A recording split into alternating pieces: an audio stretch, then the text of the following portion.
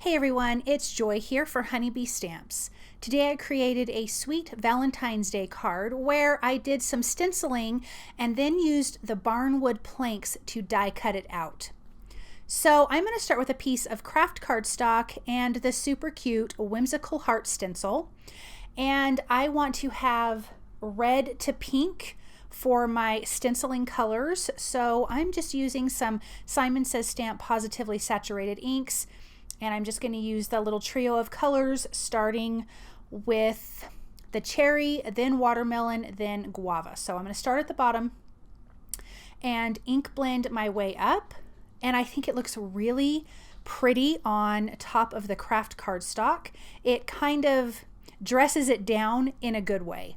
So I'm going to get my first ink blending done here. And then I can bring in that next color, which is the watermelon. So it's like a medium color. And then finally our light color, which is the guava. And I'm just going to blend that nicely. And then we're going to have this really great background. It is so, so cute against that craft cardstock. Look at how fun that is. The barnwood planks have the wood grain in them. So when you run them through your die cut machine, it's going to emboss that image onto your background. And I thought that would be a lot of fun against the stenciled hearts on the background. So I'm just lining them up. I'm going to tape this in place. Then I can flip it over and tape my piece of cardstock, center it because I want it to be even on the top and the bottom. And then I can just tape that in place and run it through my die cut machine. I'm also going to trim down this panel about 1/4 of an inch on all sides, but I still want to make sure that I'm even from top to bottom. But look at how cute that is, and you can see all of that wood grain on the background. I love how this turned out. All right, we are also using the Lovely Layers roses. I have die cut those from white cardstock, some Neenah cardstock. And I'm going to do ink blending. We're going to do a two-toned ink blend. I'm keeping with those same colors. I used the guava and the cherry. So the very tops of the roses, I am ink blending lightly with the guava. And then on the bottom, I am going to go darker with that cherry color. And I really, really am liking this two-toned look. And I love how dark it is at the bottom. Then we also have the leaves.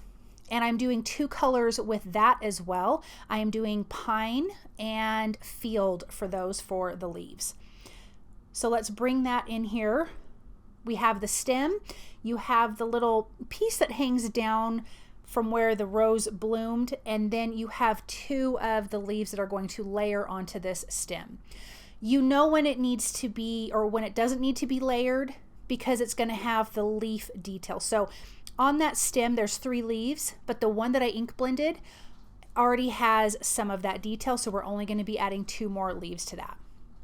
Now I'm bringing in that pine, that darker color, and getting that ink blended as well. So this is going to give us two-toned look on our leaves, which is just going to add some interest to our pretty flower here. Okay, let's put this together. I have got Honeybee Stamps liquid glue and reverse tweezers, which makes this job so much easier, so much quicker, and we can start getting these adhered together. I'm just going to layer them on top. It's super simple. And as far as the rose goes, this is really simple because when you start with the biggest piece, obviously in the back, and then you're going to lay the next biggest piece on top of it, it's just going to fit in place like a puzzle. It is really super simple to put together. So I'm just going to add a little bit of glue, use my tweezers to help hold that in place, and then I can adhere that together. Then I'm going to bring in the next largest and lay that on top, get it to fit where all the little edges fit together, and that keeps it super, super simple. But I kept getting glue on my hands when I was like pinching it together. I think I was putting too much glue, but it totally worked out fine. So I'm going to line this one up.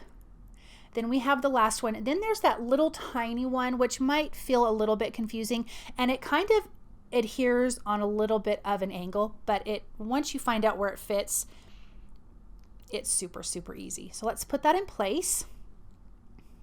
And then we can start getting our sentiment together. I am using the Bitty Buzzwords Be Mine.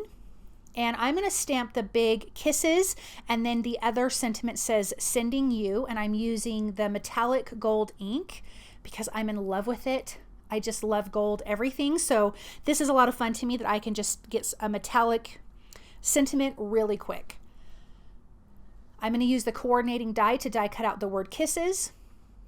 And then I can just trim out the other small sentiment with my paper trimmer, which is what I'm going to do. And something I do when I line up those small sentiments in my MISTI, I line them up so I don't have to do a ton of trimming. I really only have to trim the top and one side. Now let's get this put together. I originally thought that this rose was going to be directly up the center, but I didn't like where the sentiments were going to be, so I decided to put this on a little bit of an angle. So I'm using some liquid glue because I want this to really hold in place. And I'm putting down the rose first, and then the stem part fits right up to it, again, just like a puzzle. So it's super easy to put together.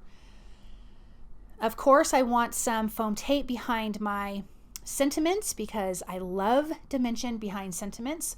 So I'm going to do a little bit of that, and then we can just put these right in place.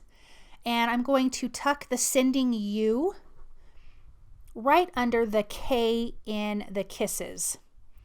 And that way you still can see all of the K, and the other sentiment is just nicely tucked away. Then I'm going to adhere that to my white card base, and I'm going to add the super cute Hug Me clay hearts, these nice little pink hearts. I think adds a nice touch because it's a soft pink. It breaks up those reds and darker pinks. And then I want to add some little dot detail with my white gel pen to some of the petals and some of the leaves, just to give a little something extra, just to bring to life this flower a little bit more. So I decided to do dots instead of lines, which I tend to do a lot, but I really like dots on flowers, so I'm trying to remember to do that more. So just a few on those leaves, and then this card is finished. Let's take a look at it close up, and look at how pretty that is. These lovely layers or dies are so pretty, and that background to me is just so fun and playful. Thank you guys so very much for stopping by and watching. I hope that you feel inspired, and I hope that you enjoyed this project. Have a wonderful day, and I'll be back soon with another video. Bye.